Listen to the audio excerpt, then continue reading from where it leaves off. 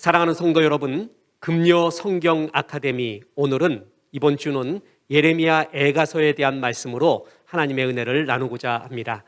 예레미야 애가는 유다의 멸망을 바라보면서 애통하고 비통한 선지자의 마음, 그러나 거기서 그치지 아니하고 회개하여 다시금 하나님의 말씀, 하나님의 나라를 회복하는 그것을 기대하는 말씀의 기록, 그것이 바로 예레미야 애가입니다.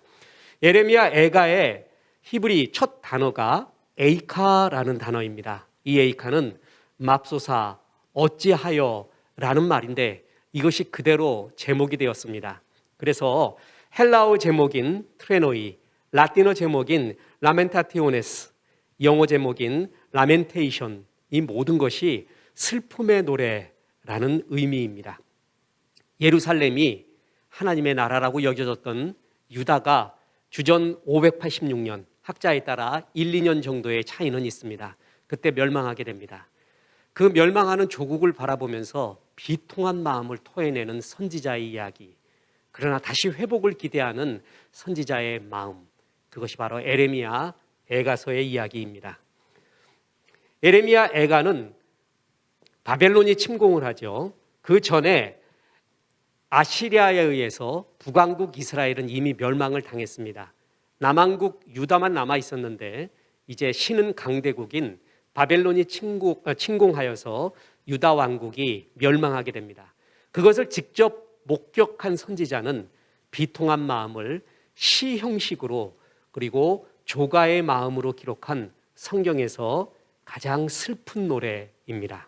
자, 보세요. 예레미야 1장 1절에 애가 1장 1절에 슬프다 이 성이여 전에는 사람들이 많더니 이제는 어찌 그리 적막하게 앉았는고 전에는 열국 중에 크던 자가 이제는 과부같이 되었고 전에는 열방 중에 공주였던 자가 이제는 강제 노동을 하는 자가 되었도다.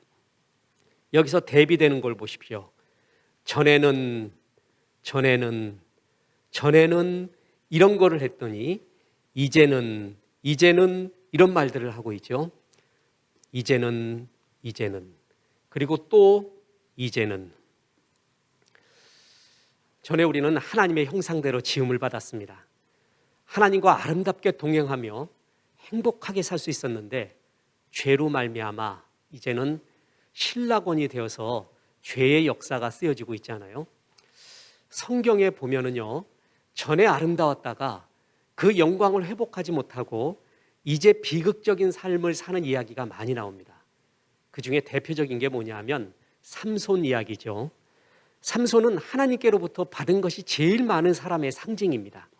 구약의 솔로몬 그리고 삼손, 이 두 사람이 가장 많은 것을 받은 사람. 그러나 삼손은 그것을 하나님의 나라를 위하여 또 영광을 위하여 사용하지를 못하고 자기의 욕정대로 사용한 대표적인 사람, 그 상징이 삼손이죠. 드릴라, 밤이라는 뜻을 가진 드릴라를 만나게 됩니다. 삼손은 리틀 선이, 작은 태양이라는 뜻이죠. 작은 태양은 태양을 만나야 돼요. 그래야 더 밝아집니다. 철은 철을 만나야 더 날카로워지는데 태양이 어둠, 라일라, 드릴라를 만나게 됩니다. 그래서 어두워져 갔습니다. 마침내 힘의 근원인 머리털을 다 드릴라 앞에 밀게 되죠. 그래서 블레셋 군사가 진짜 삼손의 힘이 없어졌는가 보려고 쳐들어옵니다. 그때 삼손이 용을 씁니다. 다시 힘을 내려고요. 그런데 힘을 쓸 수가 없었습니다. 그것이 사사기 16장부터 나오는데 16장 19절에 이런 구절이 나옵니다. 드릴라가 삼손에게 자기 무릎을 베고 자게 하고 사람을 불러 그의 머리털 7 가닥을 밀고 괴롭게 하여 본즉 그의 힘이 없어졌더라. 드릴라가 이르되 삼손이여 블레셋 사람이 당신에게 들어닥치느라 하니 삼손이 잠을 깨며 이르기를 내가 전과 같이 나가서 몸을 떨치리라 하였으나 여호와께서 이미 자기를 떠나신 줄을 깨닫지 못하였더라. 삼손은 전에 힘이 있었어요. 그죠? 힘이 장사였습니다. 근데 타락을 했어요. 죄악으로 말미암아 그 힘의 근원인 머리털을 다 밀어버리고 힘이 빠졌습니다. 그런데도 다시 힘이 있을 줄 알고 몸을 떨쳐서 일어나서 블레셋을 이기리라 했는데 아무 힘이 없습니다. 하나님이 날 떠난지를 알지 못하더라. 이게 성경에 나오는 굉장히 비극적인 이야기예요. 마찬가지입니다.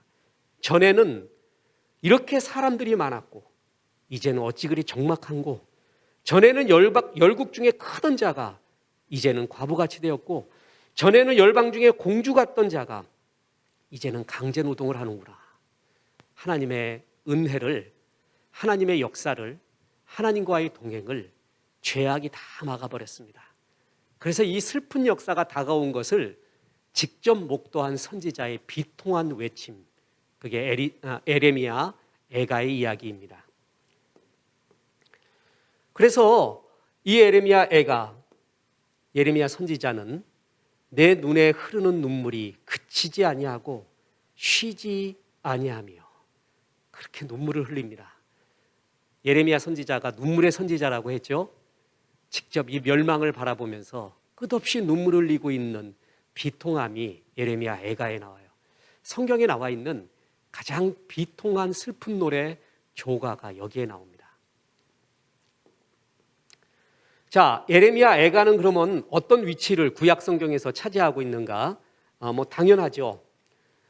지금 타락하고 창조하고 지금 여기 바벨론의 멸망,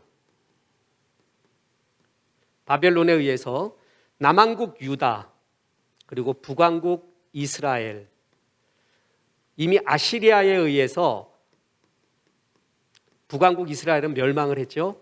이제 남왕국 유다가 바벨론에 의해서 멸망하는 그 시기, 그때의 이야기, 그것이 바로 예레미야 애가서입니다.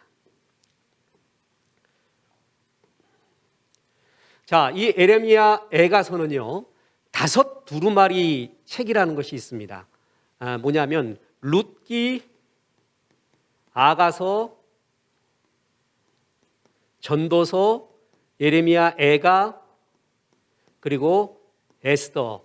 이것은 특별히 이스라엘의 어떠한 특별한 절기 때 불려졌던, 읽혀졌던 그러한 책들을 5 두루마기 책이라고 합니다. 그 중에 하나죠. 그러면 이 에레미야 애가는 언제 읽혀졌느냐? 성전 파괴일인 아부월이라고 있습니다. 우리나라로 하면 7, 8월 그 9일에 읽으면서 성전 파괴일을 기억하면서 우리가 다시는 이런 슬픔의 역사를 갖지 말자 다짐하는 의미에서 이때 그것을 낭독했습니다. 오늘날 유대인들은 통곡의 벽이라는 것 앞에서 예레미야 애가를 끝없이 낭독하고 있습니다. 한번 보십시오. 자, 보이시죠? 이 황금돔이 보입니다.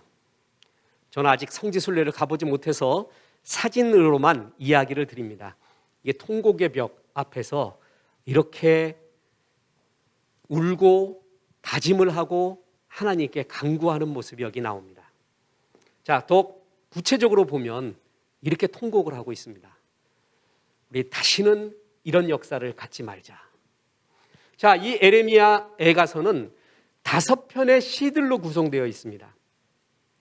모두가 기본적으로 답관체, 에클로스틱이라고 하는 답관체의 형식으로 매 구절에 성경의 첫 번째 구절이 히브리 알파벳 순서대로 나와 있는 것입니다. 답관체로 쉽게 말하면 이런 거예요. 우리나라에 가, 나, 다 이렇게 나오잖아요. 그러면 가로 시작되는 말, 가히 없는 하나님의 은혜, 나는 찬송하네, 다 같이 찬송합시다. 이런 식으로 히브리어 알파벳을 순서대로 이렇게 기록한 책이 답관체라고 합니다. 자, 그래서 1, 2, 4편, 그것은 완벽한 답관체로 되어 있어요. 그래서 첫 글자가 히브리어 자음 순서대로 기록되어 있는 알파벳 10편이고요. 3편은 한 연의 첫 글자가 히브리어 알파벳으로 되어 있습니다. 자, 이렇게 히브리어에서 알렛, 벳, 짐멜, 달렛, 해, 와우, 자인 이런 식으로 나가는데 이 첫 글자들 따가지고 계속 하나님의 말씀을 적게 된 것입니다.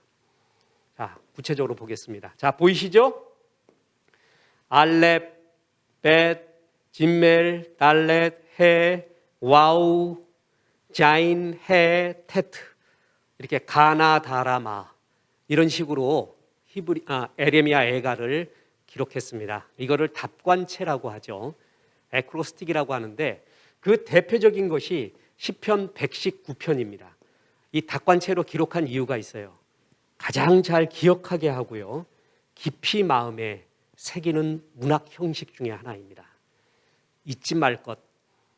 그래서 가장 가슴 깊이 새겨질 수 있는 기억될 만한 거. 어려운 거예요, 답관체는요. 거기에 다 형식을 맞추기가. 그런데 하나님은 일부러 예레미야 애가 그리고 구약성경의 대표적인 것이 시편 119편 하나님 말씀의 위대성을 기록한 이것을 답관체로 기록하면서 마음 깊이 새겨라. 그리고 기억하라. 그래서 이런 문학 형식으로 예레미야 애가를 우리에게 주셨습니다. 예레미야 애가의 주요 구절이 있습니다. 근본 원인은 죄 때문이라는 것입니다. 유다가 멸망한 것은 바벨론과의 군사력 차이 때문이 아니라 근본적으로 하나님께 범죄한 죄악 때문이다라는 것이에요.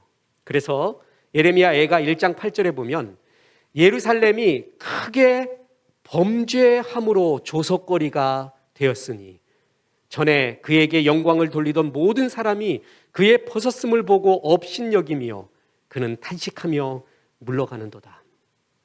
바벨론이 너무 강했다. 우리하고는 게임이 안 됐다. 정치, 경제, 사회, 문화, 예술 이런 면으로 우리가 밀렸다. 그렇게 해석하지 않습니다. 우리의 근본 원인은 하나님을 떠난 죄악 때문이구나 라고 말하고 있습니다. 자, 여기서 죄악을 구체적으로 말하는데 그 유다가 멸망하게 됐던 구체적인 죄악 중에 하나가 선지자들의 이야기예요. 내 선지자들이 내게 대하여 헛되고 어리석은 묵시를 보았으므로 내 죄악을 드러내어서 내가 사로잡힌 것을 돌이키지 못하였도다. 그들이 거짓 경고와 미혹하게 할 것만 보았도다. 자, 우리가 예레미야 서를 이야기할 때 죄의 삼박자라고 얘기했습니다.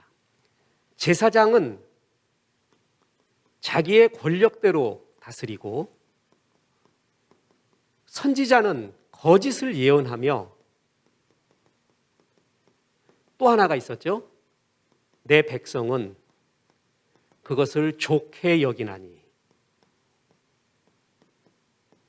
이것이 죄악의 삼박자였습니다. 제사장은요, 하나님께 제사하는 거 마음 없습니다. 어떻게 하면 돈 많이 벌까? 권력을 유지할까?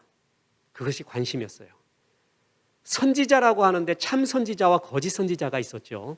어느 시대에나 그렇습니다. 그 거짓 선지자들은 거짓을 예언합니다. 그리고 내 백성은 그것을 좋게 여깁니다. 이것이 죄악의 삼박자였어요. 그 결과가 너희가 어떻게 되겠느냐. 여기에 예레미야 애가에 그대로 나옵니다. 선지자들이 헛되고 어리석은 묵시, 보지도 않은 거예요. 근데 보았다고 이야기합니다. 그러면서 백성들에게 거짓 경고를 하고 미혹해 할 것들을 계속 이야기합니다. 그래서 예루살렘은 그것을 분별할 줄 모르는 백성들의 어리석음과 똑같은 죄성, 이 모든 것이 어우러져서 예루살렘이 멸망하게 되었다는 것입니다. 죄의 결과는요, 비참합니다. 하나님은 우리에게 좋은 걸 주기를 원합니다. 그런데 이 좋은 것을 죄악이 가로막았다고 해요. 죄 위에는 하나님의 영광이 임하지 않습니다. 죄는 회개해야 됩니다. 그때 하나님의 영광이 부어지거든요. 하나님이 우리의 죄악을 다시는 그런 죄를 범하지 않게 하는 방법 중에 하나가 그 죄의 결과의 비참함, 지긋지긋하게 만들어요. 그래서 정말 죄를 범하면 안 되겠구나. 그 죄의 비참함이 예루살렘, 유다 민족이 다 겪었는데 차마 입으로 담을 수가 없습니다. 딸, 내 백성이 멸망할 때에 자비로운 부녀들이 자기들의 손으로 자기들의 자녀들을 삶아 먹었도다. 이걸 어떻게 설명할 수 있겠습니까? 포위가 당해서 너무나 배가 고픈 가운데서 자녀들을 먹었다는 것입니다. 죄의 결과입니다. 죄가 이렇게 비참한 것입니다. 하나님의 선지자는 이것을 직접 목도하면서 다시는 이런 죄 속에 거하면 안 되겠구나라는 것을 깨달았을 것입니다. 자, 그러나 항상 선지자들은 죄악을 말하지만 선지자들이 지적하고 하나님의 말씀을 전하는 포인트는 지금 회개에 있습니다. 회개하면 뭐가 임한다고요? 회복이 임한다는 것입니다. 다시 말합니다. 쨍하고 해 뜰 날 돌아오겠지. 다 지나가리라. 산호라면 언젠가는 좋은 날도 있겠지. 그렇게 회복을 기다리는 막연한 기다림이 아니라 선지서에서 말하는 끝없는 회복은 끝없는 회개 속에서 나온다라는 것입니다. 이게 주의 말씀입니다. 하나님은 선지자를 통하여서 멸망의 비참함, 그 비통함에 주저앉아 있지 말고 다시 일어서라. 회개하여 하나님이 주시는 회복과 희망을 찾으라라고 이 예레미야 선지자에게 주의 말씀을 전해줍니다. 자, 우리가 암송했던 너무나 아름다운 구절이죠. 주께서 인생으로 고생하게 하시며 근심하게 하심은 본심이 아니시로다. 하나님의 본심은 따로 있다는 거예요. 너희가 축복스럽게 살고 하나님과 동행하는 그런 아름다움 속에 살기를 주님은 원하고 계신다는 거예요. 너 지금 고생하는 것이 비록 죄로 말미암아 당연한 징벌과 고생을 하지만 그것이 내 본심이 아니다. 이 유명한 구절이 예레미야 애가에 나옵니다. 뿐만 아닙니다. 너희는 기도하라. 그들의 마음이 주를 향하여 부르짖기를. 딸 시온의 성벽아, 너는 밤낮으로 눈물을 강처럼 흘릴지어다. 스스로 쉬지 말고 내 눈동자를 쉬게 하지 말지어다. 초저녁에 일어나 부르짖을지어다. 내 마음을 주의 얼굴 앞에 물쏟듯 할지어다. 자, 초저녁에 일어나 뭐 하라고요? 하나님 앞에 부르짖어라. 이것이 너의 답이다. 고난을 당하잖아요. 이 고난이 왜 왔는지 이유를 모를 때도 많이 있습니다. 근데 고난이 닥치면 무조건 기도 시작입니다. 어떤 형태의 고난이든 간에 기도를 시작하는 거예요. 이게 성경의 가장 간단하면서 명료하면서 확실한 답입니다. 예레미야 선지자에게도 말합니다. 멸망했는가? 눈물을 흘려라. 그러며 부르짖고 기도해라. 이것이 주의 말씀입니다. 자, 기도하라. 그러면서 뭐예요? 하나님의 아름다운 약속, 여호와의 인자와 긍휼이 무궁하심으로 우리가 진멸되지 아니함이니이다. 이것들이 아침마다 새로우니 주의 성실하심이 크도소이다. 우리 참 많이 이걸 갖고 찬양하잖아요. 좋아하잖아요. 이 아름다운 구절들이 전부 예레미야 애가서에 나오는 하나님의 회복의 말씀의 구절들입니다. 주께서 인생으로 고생케 하심이 본심이 아니다. 하나님의 자비와 인자하심이 아침마다 새로우니 우리가 진멸되지 않는다. 그러니 주께 돌아가자. 기도하자. 이것이 모든 선지서의 공통적인 하나님의 말씀입니다. 예레미야 애가는 다시 말씀드리지만 최고의 슬픔을 경험했던 하나님의 선지자, 하나님의 사람들, 그가 기록한 비통한 시입니다. 시로 기록할 수밖에 없었습니다. 시로 기록한 대표적인 성경이 또 아가서잖아요. 황홀한 사랑에 빠졌을 때 논리가 없어집니다. 시로 기록할 수밖에 없는 마음이 있고 가장 큰 슬픔에 빠졌을 때도 논리가 없어집니다. 시로 기록할 수밖에 없습니다. 시로 기록된 하나님의 비통한 조가입니다. 그러나 거기서 그치지 않고 다시 회복과 희망을 말하는 주의 말씀을 어김없이 전해주고 있습니다. 저는 이 예레미야 애가를 보면서 느끼는 게 그렇습니다. 하나님이 우리의 슬픔을 이해하고 계시는구나. 그리고 어느 누구도 이런 예레미야 애가 같은 슬픈 비통한 시를 지을 수 있는 상황을 맞닥뜨릴 수가 있구나. 그러나 그 상황 속에서도 어떻게 회복을 하는가? 주님의 희망의 메시지가 또한 있구나라는 것을 보았습니다. 고난당할 때쯤 하나님이 피할 길을 주십니다. 그리고 그것이 나를 함락시키지 못하게 합니다. 합력하여 선을 이루며 더 성숙시켜 주십니다. 죄악을 빨리 돌이키고요. 주께 부르짖고요. 다시 회복의 노래, 희망의 노래 부르시면서 주 앞에 충성스러운 종 되시기를 주 예수의 이름으로 축원합니다. 기도하겠습니다. 하나님, 예레미야 애가의 말씀을 통해 종들에게 말씀해 주시니 감사합니다. 우리 모두도 예레미야 선지자처럼 슬픔의 노래, 눈물의 노래를 부를 경우가 많이 있습니다. 하나님, 종들을 불쌍히 여겨주시고 긍휼히 여겨주옵소서. 주셨던 말씀처럼 하나님 앞에 부르짖게 도와주시고 주께서 인생으로 고생케 하는 것이 본심이 아니라는 것을 깨닫게 하시고 주의 인자하심과 자비하심이 아침마다 새로운 주의 성실하심을 깨닫는 회복되는 귀한 역사 있을 수 있도록 도와주옵소서. 고난당하고 있는 많은 성도님들에게 주님 함께하여 주옵소서. 예수님의 이름으로 기도했습니다. 아멘.